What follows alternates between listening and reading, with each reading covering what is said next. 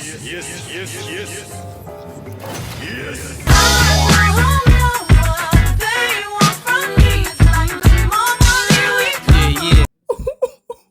so happy. Yes. Oh my God. After that draft took years off my life. I swear to God. I was plotting on the downfall of many individual in the NBA, but no more, because this is an amazing consolation prize. Monty Williams, the man who turned the culture around in Phoenix, is coming to Detroit. Oh my God. And he's coming here on the biggest contract in NBA history for a coach.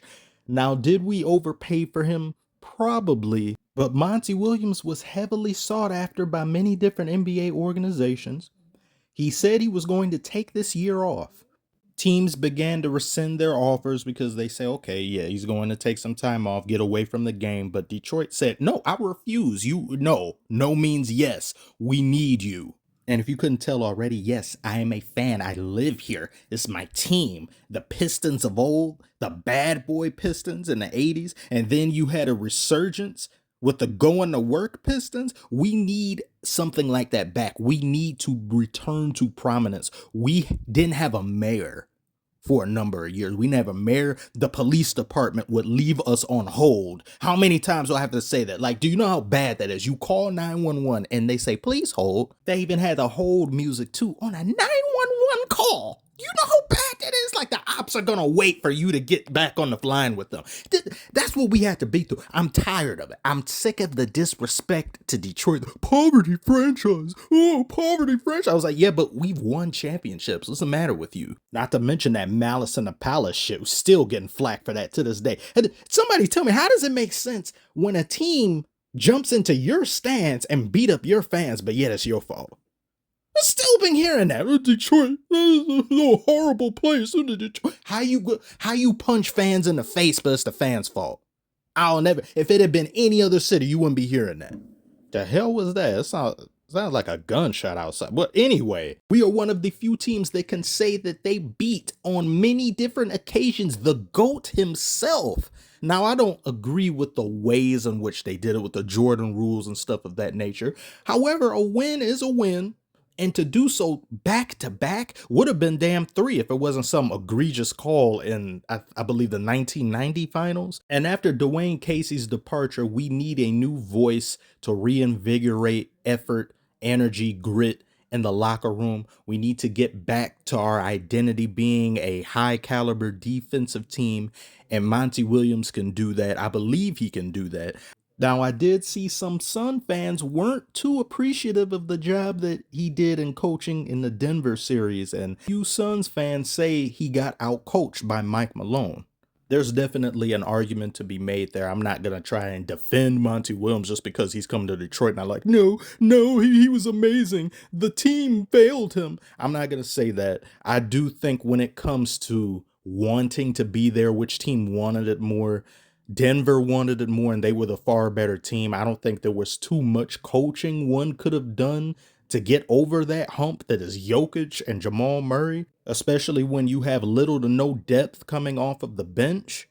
But of course, that doesn't excuse the fact that Monty Williams didn't call a timeout when the Nuggets went on a 15-0 run or something like that. He wasn't really present, I guess, in that ending stretch. I don't know if he just called it a day or waved the white flag and figured, yeah, there's nothing I can do here. There's a red flag or two to be thought about or seen with Monty Williams, but this is a young team that we have in Detroit.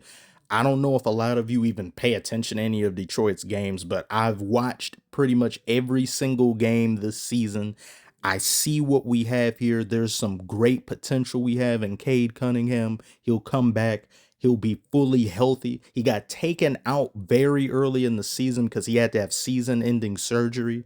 Then we have Jaden Ivey, who there were many people who were kind of questioning why we didn't get Jalen Green. And he's like a pseudo version of Jalen Green, but I think he's a more efficient version, and he plays off of Jalen Duren extremely well. Jalen Duren is like a baby Dwight Howard almost. He could do some amazing things. The man is only 18. He's 6'11", and I've seen him average a double-double. Just looking at the growth throughout the season has been great. We got James Wiseman as well.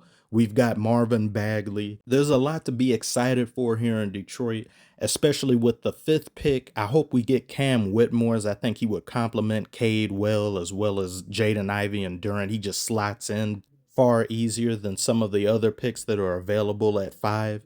So I'm just really excited. I'm happy that we were aggressive in getting a coach who's big time, who at least has the resume to back up the contract that he's getting. And he's going to not be put in the hot seat for a few years because this is still a growing team. This is one of the youngest teams in the NBA. You're going to have a year or 2 years where there's not going to be much expected out of you other than win more games. We're not really thinking you're going to be a playoff team or by playing, but there has to be progression year to year. And there's no rush with developing players. You don't want to stunt people's growth or mess them up in a way that they just aren't able to develop the way that they should because they're under the knife and under a microscope constantly. So I'm very excited for next season. A healthy Cade, a better Cade.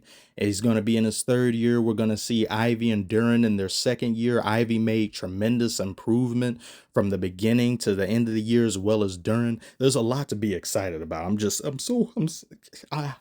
thankful. To Tom Gorse, thank you so much for being aggressive in this.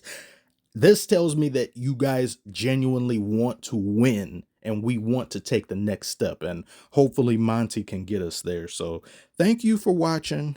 Did you see any of the Pistons games this year? Are you not familiar with the previous coaching situation with Dwayne Casey? Do you think this is something good, or do you think this is something that could potentially look pretty foolish for the Pistons going forward? I hope not, because I can see people already, oh, you overpaid for a coach and now look what happened. So yeah, just tell me what you have to say below. Like, comment, subscribe if you're new, and I'll see you on the next one.